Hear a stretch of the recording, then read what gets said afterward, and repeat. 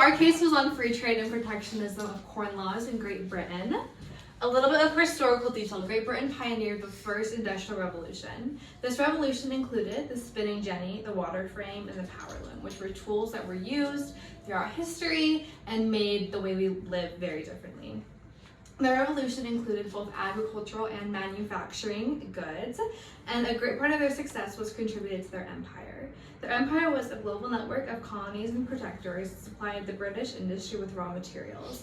They had an agreement, they knew what raw materials were coming into their country so that they could make those in finished goods, as well as a great empire. They had a very powerful navy. This navy, they made everyone use their ports and their ships to get any external goods out of their country, hence why it was so powerful. They had a very heavy focus on internal trade because throughout 126 years of their history, 55 years of them were spent with war at France for a total of 6 wars. The House of Commons, who made the laws in the country, were controlled by landowners. At the time, if you wanted voting rights, you had to own a big chunk of land, and they made laws that benefited them, not necessarily the consumers or the tenants of the places that they were renting. And the men in these positions highly favored protectionism.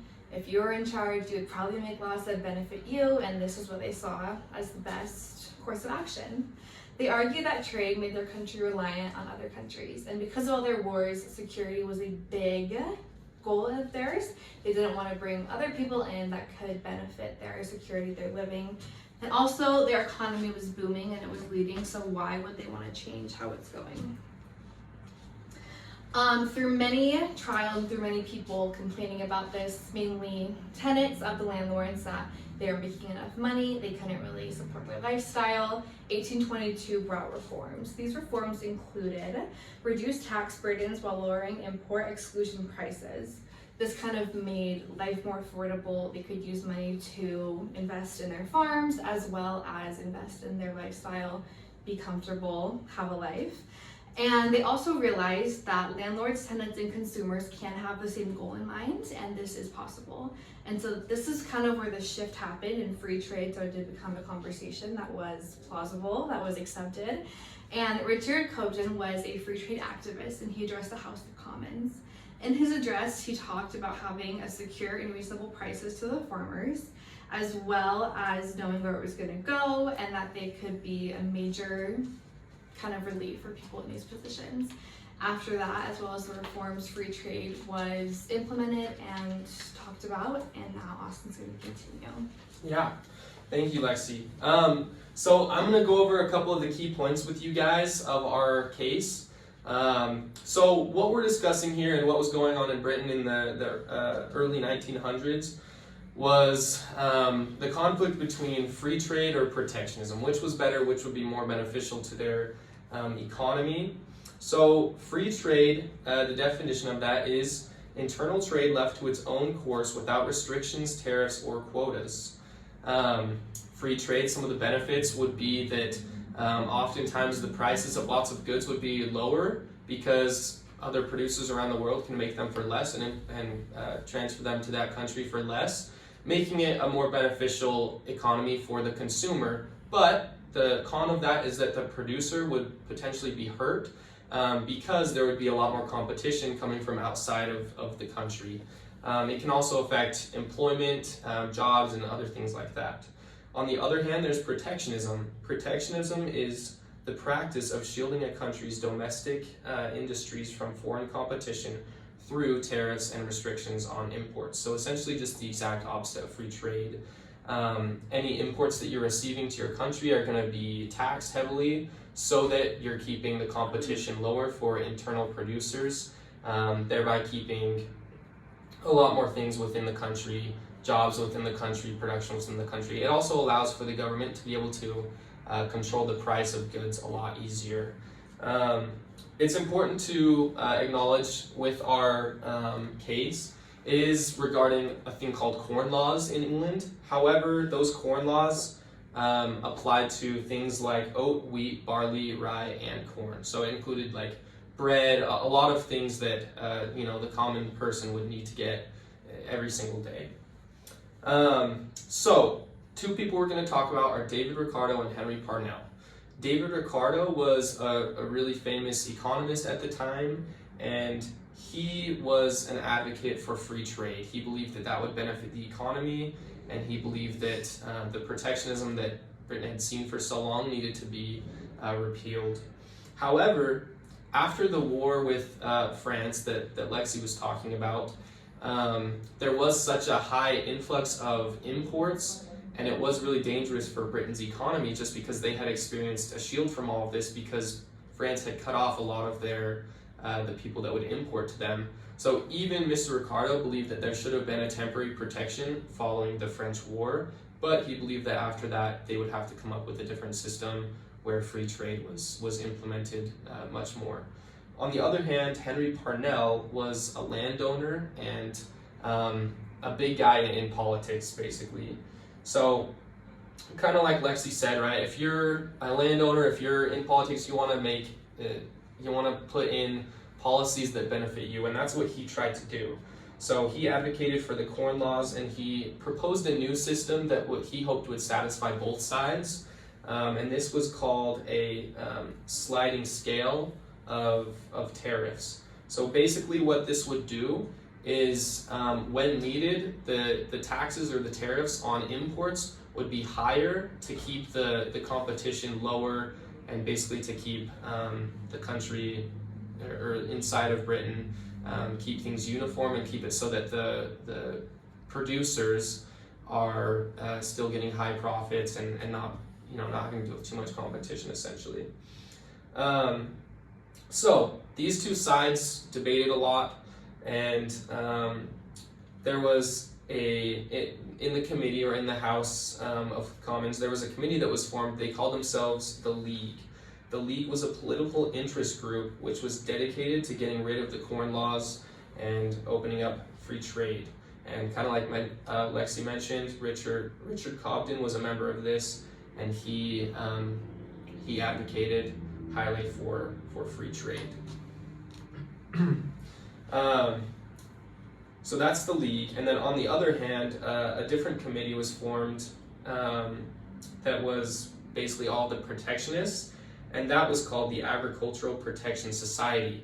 So both of these are what we call political special interest groups, and they contributed to politics with money, arguments, going to the public and giving speeches, all of these kinds of things.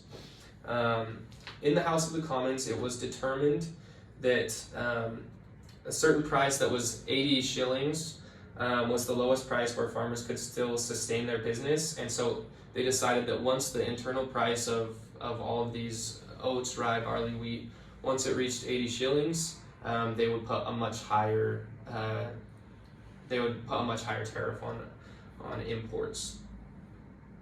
In 1842, the League had its first victory when the Prime Minister supported them and decided to basically open free trade more while keeping a lesser version of the sliding scale of tariffs. And after that, in 1845, Sir Robert Peel, he's the Prime Minister at the time.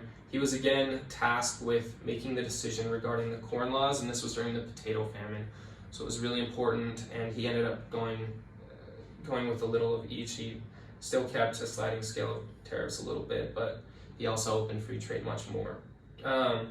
So in the end, the argument between free trade and protectionism, it's a really important one for a country, and it connects actually a lot with something that our country just saw in the last couple of years regarding the benefits versus the negative parts of free trade versus protectionism. Exactly. So we're going to jump forward to 2018 and look at some tariffs that have recently happened. You might be wondering, why do we still care about the Corn Laws, though? How does that still affect these trade actions? And that's exactly what we're going to discuss, just how the Corn Laws and the free trade versus protectionism have influenced how we as the U.S. have dealt with these sort of things. So paralleling those actions with the ones recently. We'll particularly be discussing the tariffs that Trump put in place for aluminum and steel. And those were, so it was 25% on steel and 10% on aluminum. And Trump's goal with these was to boost the steel production in the United States, to really keep things focused here, and to help the manufacturers specifically so that they're making greater profit here instead of having people outside of us, like China, for example, gaining those profits.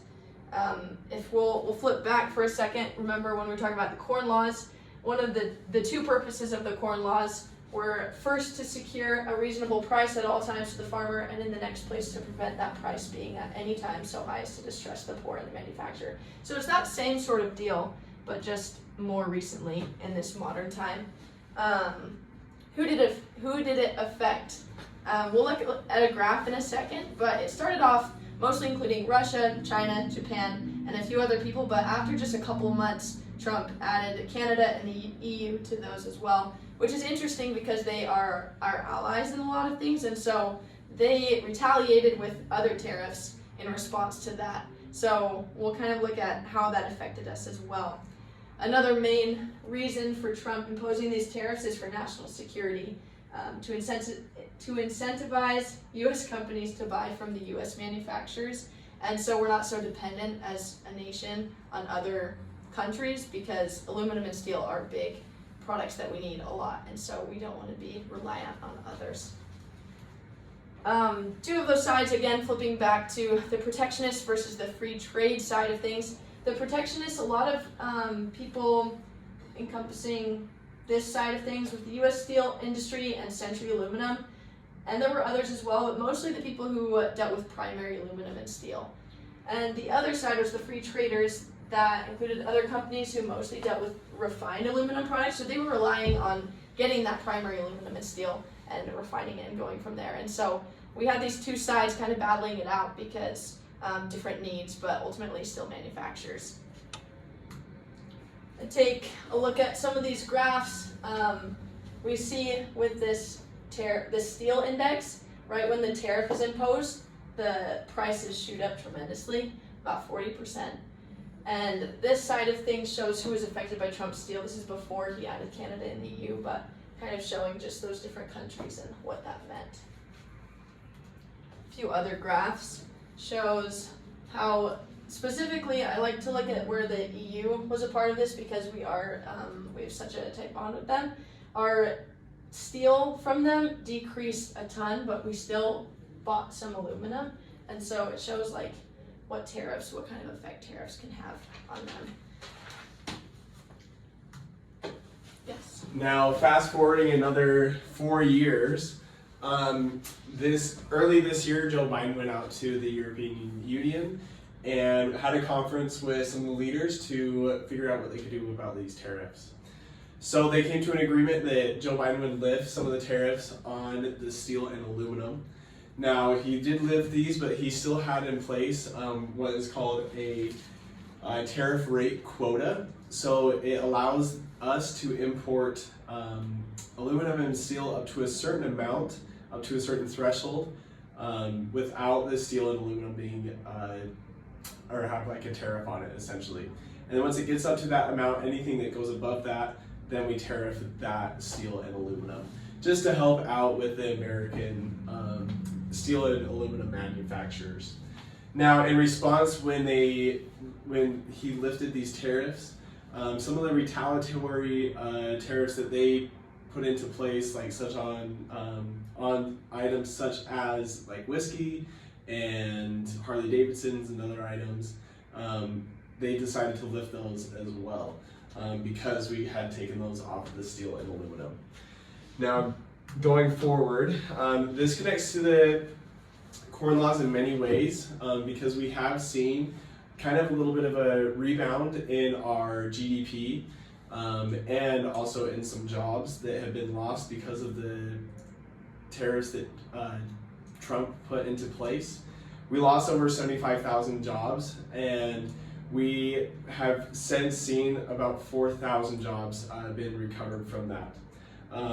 Now, it did cause great disagreement within our country and out, just like what we saw in the corn laws, and it's been one of the biggest tariffs that we've had in a while. So it's been able to boost our economy a lot, and it's helped the steel and aluminum manufacturers that use that aren't really manufacturing it, but that are using the steel and aluminum that has already been like refined and manufactured into like the big rolls of steel and aluminum. That's been helping them out a lot for like manufacturing cars and whatnot. Now Trump did use this as did put these in because of the national security. That was kind of his like excuse. Now Joe Biden has also allowed this to kind of help our national security as well, because it's provided a lot more jobs.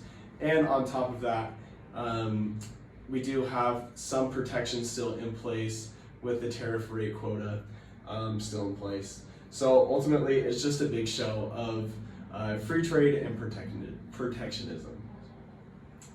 Amen. Amen. Let's go. I can't